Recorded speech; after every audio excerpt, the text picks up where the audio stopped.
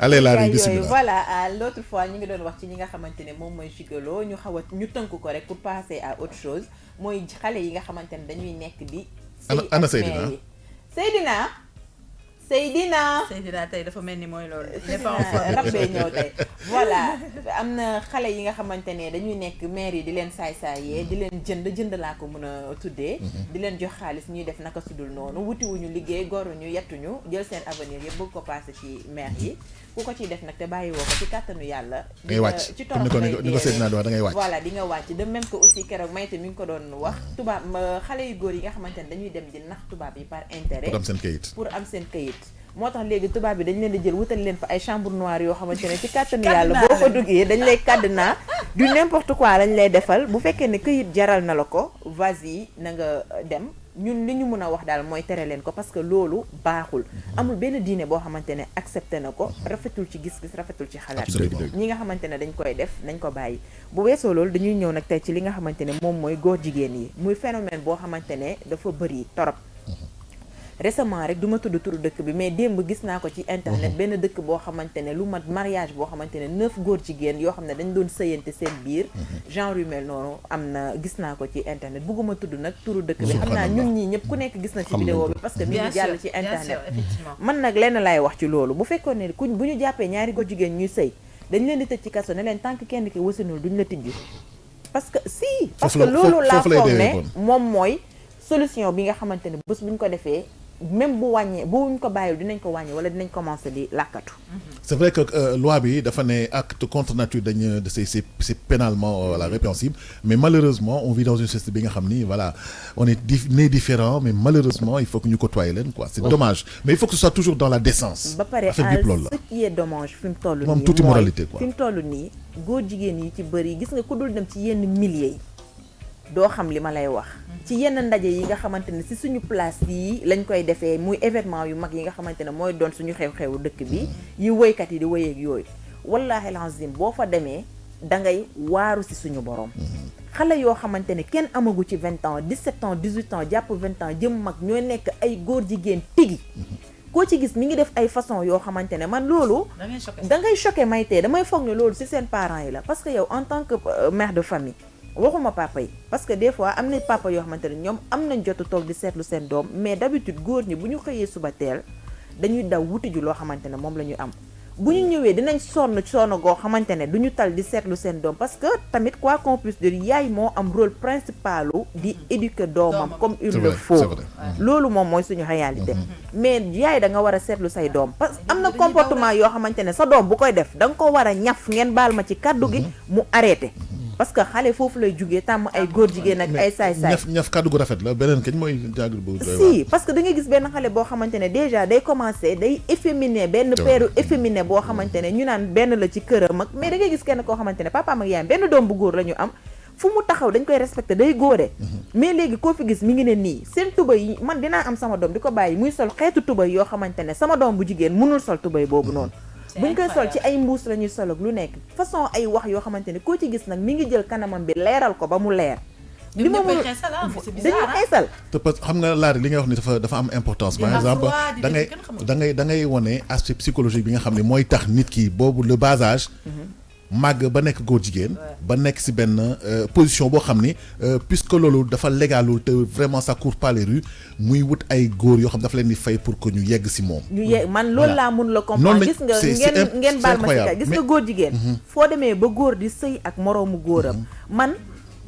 donte dem jaay ji sa bopp en tant que jigéen rafetul l'islam santaane wu ko daganul fenn ci benn fan mais loolu moo gën a yanu maana ndax jigéen ka kat góor la jaaye ji boppam ndax góor ak jigéen ba àddina di baax ñoom ca aadama ak aw ba léegi ñoom ñoo war a accoupler war a sëy jur ay doom kon xam nga ne loolu mooy logique donte baaxul new ma dafa baaxul mais dafa rafetul ci dégg-dégg sa moroomu góor nga dem sëggal ko di sëy ak moom foo xamante ne ay ginnaaw kër moo fa war a génn nga dem jël sa awra di ko fa dugal mais loolu mooy ban façon mën naa poser beneen question ñi nga xam ni dañu am benn doom bu góor kot si dëgg la am ñoo xam ni dañu am benn doom bu góor kot di ko solal perruque di ko solal ndoket di ko solloo ay coquette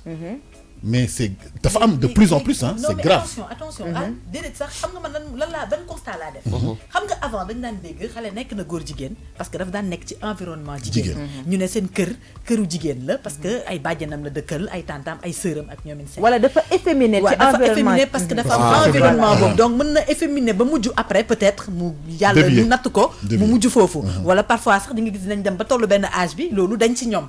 mais foofu la gënoon yenu maanaa nga dégg góor jigéen mais léegi ci dëkk famille bu baax la ñuy judd. loolu gën a garaaw. te famille boo xam ne ay góor yoo leen di yar ñi daan efféminé da daan fekk famille bi ñuy dugg seen yaay du am doom bu jigéen. dem marché moom la ñuy yónni. dem jëndi këriñ moom. dem wàllu ji dem def moom loolu peut-être mën nañoo d'accord te bu boobaa xale bi du nekk góor jigéen certes que day yaroo ci. tey jii mi ngi mel ni tey jii nga jël sa benn rek boo dëkkee nga am sa benn muus. nga yar ko ci biir nit ñi mais kooku day dem ba day nite. boo ko nee demal toog fee mu toog jarul nga ko yóbbu di ko dressé boo ko defee defal nii parce que day dem ak yow habitude loolu voilà mais man ñi may wax problème mu kaawu léegi bi ce n'est même plus une histoire de yar c'est une histoire de bëgg-bëgg xale yi dañuy màgg ñu yar leen ci ni ñu leen war a yare ñu nekk ay góor yu dëgër ca bi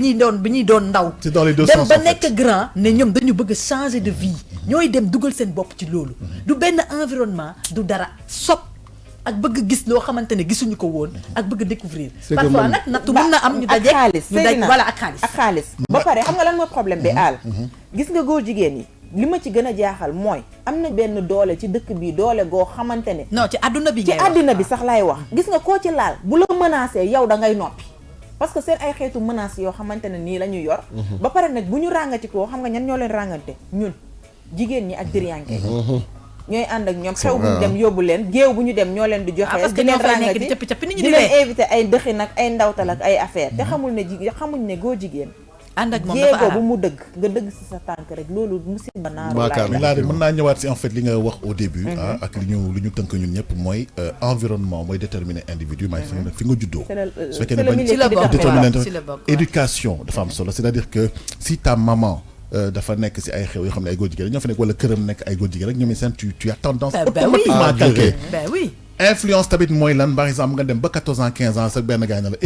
waaye affaire bi dafa mool de dafa neex de. wala am na xaalis xoolal essayé ñu bëre. loolu moo la si dugal. c'est que man li ma bëgg loolu mooy affaire gigolo loolu dëgg la parce que Seydina baal ma tuuti comme à li mu wax am na ñoo xamante ne seen yaay yi dañoo bokk ci milieu boo xamante ne ci yooyu rek la ñuy dox. mais pourtant góor ñi seet dañu am benn doom bu góor boo xamante ne dala ko ci amal caractère bii peeru am caractère bu nee salaamaaleykum ci kër góor jigéen ba ca mbedd ba lay saluté daal la waaw day am mais nga gis kenn koo xamante ne dañ ko yar ci kër gi yoo xam ne dafa am influence am na yenn yaay yoo xam ne ça dépend rek am na yaay yoo xamante ne dañu mel noonu mais dañuy am benn doom joo xamante ne góor jigéen duñ ko ñeme mais da ngay gis kenn koo xamante ne day toog ci kër gi nekk xale mel ni xaru yar nekkati bu génnee mi ngi toj dëkk bi lu leen neex la ñuy def kenn mënalu leen dara li dañ cee war a wax amuñu ay trouble man parfois ma xool góor jigéen ñi ba mu yàgg ñuy def yenn yi mën nañu kii moom problème psychologique kii moom ba pare kii demul moom ba nëbbatu boppam xaw ma sax nan la tuddati nëbbatuwul day dem di xeesal teg ay greffage changé na turam lépp man kii dama foog ne àddinaam dafa yàqu xamar mais tonton Al li nga doon wax sànq dafa influence bi nga doon wax sànq dafa grave par exemple dama lay jox benn milieu boo xamante ne peut-être léegi ñu ngi koy commencer di bañ parce que ñoom seen bopp dañu rejeté affaire boobu noonu ci ñoom muy mannequin yi mannequin yu góor yi avant boo daan dégg mannequin bu góor rek automatiquement catégorisé woon nañ leen ci góor jigéen parce que effectivement milieu bi ñu nekkoon noonu da nga ci gis koo xam ne da ciy dugg parce que liggéey moo ko ci dugal mais fa lay mujj lan moo koy mujjal ten foofu mooy xaalis bu bëri bi muy gis ay màgget ñooy ñëw di ko influencer mooy gigolo yi ñu doon wax déjà ñoom foofu la gënoon bëri parce que milieu boobu xam nga déjà mannequin c'est des bel hommes en général dañuy nekk ay góor yu jantal yu mignon yu costaud yu ab jàpp rapidement maire yi am xaalis yi dañ leen di nangu hormis loolu góor jigéen yi ñoo leen di copte jox leen xaalis bu weex tal dem nañ ba mujj bi dañoo xeex loolu man par exemple je me rappelle que ne j'ai un ami boo xam te ne il a fait partie des mannequins les plus connus au Sénégal muy Beydi li nga xamante mu ne ki doon def tout le temps afro bi te nga xam te défilé yu bëri yëpp dañ ko daan gis mais moom loolu daf ci xeex ba sonn daf ci daan mer boo waxee man bi muy commencé def mannequinat li ma ko njëkk a wax j'ai été déçue parce que je le connais très bien je sais que c'est un gars boo xam ne dafa am caractère et tout bi ma ko gisee viril xam nga et tout bi ma ko gisee mu nekk mannequin dama découragé ma woo ko ma ne ko mais saa waay lu la dugal ci lii mu ne ma waay job rek dañ ma woo proposé ma liggéey ma xam ne ni que mën naa ko def et ça m'a apporté de l'argent je suis rentrée dedans ma ne ko mais saa waay milieu bi nga dugg baaxul parce que fii on a tendance à vous traîner vers dañ leen di yóbbaale ci monde boobu quoi te loolu xam nga man vraiment yéenewuma la loolu mu ne ma non man du ma dugg ci yooyu man loolu su ma déggee nit di ko wax sax daf may énervé dama ciy xuloo dama ciy xeex parce que c'est pas tout le monde ma ne que mais dafa fekk nga am peut-être force de caractère bi tey caractère bi nga am du ñeneen ñi am nañ ko mais tey yow benn nga ci 1000 tey bu ñuy joxe exemple on dira jamais toi tu es un exemple on va dire vous tous vous êtes des góor jigéen dugalaaleel comme mais ça a changé mais ça a changé parce qu'ils se sont battus vraiment pour loolu ñu ci bëri tàkk dañ jabar ñu ci bëri ñu ngi xeex affaire boobu même avant si tu remarques bien même avant styliste boo gis xam nga du avant de italien ba du avant de ma wax la benn affaire dëkk bi ma wax la benn affaire du avant de ba léegi nii xale yu ndaw yi nga xamante ne moom la ñuy def yëpp dañuy mbubboo ay plus grands tailleurs sax moom la ñuy mbubboo ay styliste la ñuy mbubboo di sol ay coupe yoo xamante ne la ñuy ñawal seen bopp ñun jigéen sañuñu koo sol koo xamante ne day sol benn robe grand bu góor ñaw ko tirel génnee hanche génnee lii dàq ñaw yëg jigéen Dakar avant may di wax xam nga lan moo gën a garaaw Seydina ci wax bi avant ngay ñëw si sa question bi xam nga lan moo gën a garaaw léegi da ngay gis kenn koo xamante ne dafay génn ak benn nit ñu génn ay année mu ñëw takk ko defal ko yëpp yóbbu ko ci kër ñu teral ko ba am ay doom ndekk jëkkër ji góor jigéen la bilaay wallaay bisexuel yi waay loolu lan moo ko gën a garaaw loolu moom c'est lan moo gën a garaaw loolu ci àddina waaw mais maintenant imagine toi c'est des bisexuels en fait xam nga koo xamante ne sax homosexuel la mooy moom du dugg ci bu jigéen intéressé wu ko mais ñi nga xam ne ay bisexuel lañ mooy maanaam bàyyiwuñu bu góor bi bàyyiwuñu bu jigéen bi mais xam nga la mooy problème bi c'est-à-dire que il faut qu'on revienne au sujet principal mooy gigolo gigolo ma nga xam ne kooku nga xam ne parce que en fait on a campé li tax góor nekk góor jigéen wala góor jigéen si yan anam la koy nekkee wala naka nañu mën a influencer nit ba muy nekk góor di jigéen góor jigéen en fait di je veux dire di sukkandiku benn góor ba mën si am ko xaalis parce que c'est économique en fait parce que affaire gigolo c'est purement économique maanaam da ngay joxe maanaam physiquement ngay joxewu pour que mu mun la fay mu am laari mais loolu dafa garaaw surtout ci góor jigéen loolu moom t'as une question ça non en fait c'est toujours pour yokk par rapport ak kii man dama jàpp ne rek dafa nekk benn fait de société boo xam ne daf fi bëri c'est-à-dire c'est quelque chose boo xam ne dafa yeggee proportion yoo xam ne même ñun sax mënuñu ko xalaat fan la teg dëgg la comme ni ñuy wax ni ku nekk da ngay dund selon li nga xalaat ne moom nga ko mën a dundee mais man lenn rek mooy bul ñëw dugg ci ñeneen ñi maanaam bu leen ñëw influencer wala quoi que ce soit. mais loolu mooy seen objectif. oui ñoom ils ont opté pour nekk loolu ñoo xam. voilà c'est l'affaire la bu leen neexee nañ ko nekk mais quand même bu ñu ñëw man fi ma leen di condamner rek mooy ñoom bu ñu nee ba décider ne dañ koy nekk kon bu ñu leen jàppee ñuy influencer ñeneen ñi dañoo war a teg ay daan. dëgg la personnellement. waaw dañ ko fa sax tey boo demee ba dégg influence bi góor jigéen yi am lan moo tax ñu naan tey les góor jigéen. lobby la maanaam ñooñu ëpp xaalis ci àdduna bi. c'est parce que influence boobu ñuy wax moo tax. loolu mooy seen objectif c'est de renforcer seen population. waaw côté boobu la parce que population lañ en fait. côté boobu laa waxee mais vidéo bi ñu fi gisoon bu yàggul yéen a ngi wax lu sori sax. élevé naka la ñëw la association. dama xam sax seen association bi. xanaa gisoo vidéo bi ñu fi wane woon. vidéo bi ñu fi wane woon noonu. si je sais ñaari góor jigéen mais moom laa la mais ñaar ñooñu est-ce que xam nga ne dañuy fayeeku parce que dañoo taxaw di leen vidéo ki leen di vidéo kooku c'est sûr que jox na leen xaalis. bien sûr parce que loxo mi ngi feeñ loxo loolu gigolo tàmbalee na foofu parce que ñooñu dañuy def dara pour mën ci am dara. c'est économique côté boobu laa expliqué c'est-à-dire man ñu nekk ko wala ñu bañ ko nekk seen affaire la. man loolu lijjantiwuma ko sama yoon newu ci donc ils ont le droit bu leen neexee waxuma la négocier en tout cas xam naa ne yàlla mu góor dëj gi mu dëj xasew gi mu xasew yow nga ñëw di ko lijjanti man loolu man daf ma dépassé non c'est vrai. est-ce que duñuy jël tamit ay doses tamit. balaa ñuy def question dose kii thèse. man damaa waar xam nga yàlla parce que les homosexuels dans leur tête ñoom ce sont des femmes en fait. c'est ça oui ils sont normaux kon nag ñoom dañoo feebar loolu maladie la kon. bu fekkee ne yow yàlla daf la bindee góor moo tax ma ne est-ce que wér nañ. loolu feebar la. léegi lan mooy problème ñaar moo mën a am pour solution soit li ma wax ñu jàpp leen dugal leen fenn ne leen tant que kenn wasinu si yéen duñu leen bàyyi ngeen génn xañ leen seen liberté. secondo ñu dem yóbbu leen ci ay ñoo xamante ne dañuy waxtaan ak ñoom. ay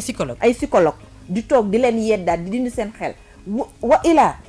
prêtre yaa ngi fi dañuy ñaan ci église yi ñun aussi jullit yi am nañ ñoo xamante ne ay ñaankat la ñu dem c'est peut-être ñaanal leen ci yàlla xëy na ñooñu yàlla dina leen ruus ba ñoom ñu mus a changer abbé wala sëriñ fa dem seeti nga nekk góor jigéen te la dul sa recevoir laari dafa am benn affaire nag bu am c'est-à-dire que c'est une réalité mooy ñi nga xam ne dañ koy dund en Afrique bi nga xam ne ñun suñu seuil de tolérance dafa xaw a limité trop ci affaire yooyu dañ leen di tàmm di rëbb ba ñuy wut motif auprès des ambassades naan ma damay sama àdduna mën nañ ma si rey wala indil ma si ay gàllankoor may leen ma asile ma dem dëkk boobu suñ fa demee dañ leen di prendre en charge totalement te combat boobu dañ ko mëne depuis presque 20 ans moo tax ñu nekk tey lobbying loolu ndax ñu nekk tey lobby et surtout dañu xeex ay droits parce que tey suñu demee ba ne ñaari jigéen mën nañu sëy wala ñaari góor mën nañu sëy c'est parce que ça a été ils ont de la puissance derrière ils ont de la puissance derrière et puis ça a été voté c'est une loi qui est applicable dans beaucoup d'états mais am na ñoo xam ne dañu koy rejeté te gis nga li nga wax léegi nii c'est important que nit ñi xam ko tu sais les gens se posent la question toujours à savoir lan moo tax góor jigéen yi sont à l'extérieur c'est ce phénomène là gis nga rejet bi ñu leen di rejeté noonu ñoom dañuy dem ci tubaab yi dem ñaxtu foofu ne dañ leen di waaj a rey dañ leen di waaj a li ñooñu joxe leen ay këyit moo tax la plupart des góor jigéen dañuy voyager loolu dañ leen voilà c'est-à-dire que ñoom léegi foofu lañ ko kal gis nañ si seen intérêt am na ñoo xam ne bëgg nañ tukki kut ko kut c'est que dañ koy jaarale foofu rek la kii thèse man li ma wax rek nit ku nekk tu es libre am nga liberté bu la neexee yaa moom sa vie nekkal lu la neex en tout cas man xam naa man seen mais liberté d'être góor jigéen quand même c'est trop ma daaneel rek man xam naa si dara de man du ma gis jigéen man ak jigéen ni mu mel man du ma ko gis man di dem ci ku dëj parce que man dama jàpp ne góor dafa dëj góor moo jën bu sëcc ñoo yem man du ma ci dem parce que luy génn gannaaw kër yow nga fay dugal sa aw kooku pour man wëroo benn tu es libre man dama ne fan laa leen di contrer mooy ñoom li ñu dem ba choisir ne seen vie loolu la mun nañ ko dund tranquillement y a pas de souci mais bu ñu jéemee influence ni rek bu ñu leen jàppee ci ñi ngi jéem influence bi bu boobaa na leen daan parce que loolu laa faisait leur partouze là dañ leen daan jàpp mais ba pare xam nga lan moo ci gën a garaaw xam nga mais duñu mujj fenn Seydina góor jigéen ci boppam moo noppalewul ci àddina loo xamante ne tey jii ku ci nekk ci suñu réew mi xaw ma yeneen réew yi de mais lu ci mel ni Sénégal Ndakaaru Njaay gi sax laay jël ku ci génn àddina balaañ lay denc di la jébb non seulement yow duñ la julli fu nekk dinañ la fa jagatee yóbbu la fa pour mën la suul fu ñu xam ne imaginer histoire bi fi am récemment Touba koo xamante ne dafa dem ba ñu commencé ko defal toilette funéraire am dañ ko rejeté delloowaat ko ñu ne kii am nañu woote ci koñ ba mu dëkk daal di ne góor jigéen la wala lii waaw mais laari man dama lay poser benn question xam nga fu mu nekk nii dal nañu góor jigéen yi waaw waaye ki ngay fay da nga xam ne day dem juma chaque vendredi nekk si bokk si famille bu baax bëgg sol dal war a yore oto bu mool ainsi de suite mais kooku ñu koy fay mu koy tëddee mais kooku loo wax si moom mais kooku moo gën a garaaw parce que kooku moo tax ñuy wax gigolo di loolu kay moo gën a garaaw lépp loolu non seulement yow di bàkkaar boo xamante ne gis nga suñu borom xam nga lan mooy problème bi al yal nañu yàlla di àtte rek ci yërmande absolument kese loolu rek laay tëjee yàlla muy ñëpp nag yal nañu yàlla àtte ci yërmandeem xam naa ne yàlla te ñun ñuy baalante ak suñu biir kese yàlla man foofu laay tëjee parce que yàlla bu ñu àttewul ci yërmandeem ñi dee dinañ bëri c'est que maanaam bu fekkoon yàlla ku def yàlla dafa baax day def des fois al man dama lay def loo xamante ne su ma la ko defee tak loo may bëgg-bëgg da ngay réagir di nga defante ak man même après suñuy juboo mais chaque jour ñi ngi def yàlla loo xamante ne ñun suñ ko boo ma ko defoon tey dañuy rayante fii nii gis nga lépp ñoo ko koy def muy muñ te man ak yow rek ñun bu ñu defantee doo mën a supporter loolu wala man du ma ko te gis nga laari am na yenn yoo xam ne boo ci nekkee sa gëm-gëm yàlla day wàññeeku dëgg la day wàññi sa da ngay jàpp na yow tu es immortel yow ci àdduna yow dara jaaxalu la yàlla sax da nga koy fàtte ne parce que xam nga lu waral loolu waaw parce que da nga bëgg nekk ci li nga nekk donc boo ci boolee gëm yàlla rek da nga ciy génn non parce que seytaane moo la moom c'est-à-dire loolu mooy wax jàmm en réalité seytaane iblis moo la moom moo la téye mooy waral ba da ngay dem ba yow li nit ñi di tiit yow dootoo ko parce que tu es possédé par Satan. arrêté de gigolo. mais góor yaramu góor lii nga xam ne dafa mel ni jën bu nëb man li ko mbërëmu góor yi mun a laale man ndox ma dépassé. voilà kaay ma jox la 3 millions nga sëgg si kenn. man waaye jox ma 7 milliards. yow xaaral ma nuyu Yaram Aïdara daf ma laaj benn question c'est grave. Yaram Aïdara dafa ne lan moo tax j'ai peur de prononcer certains mots.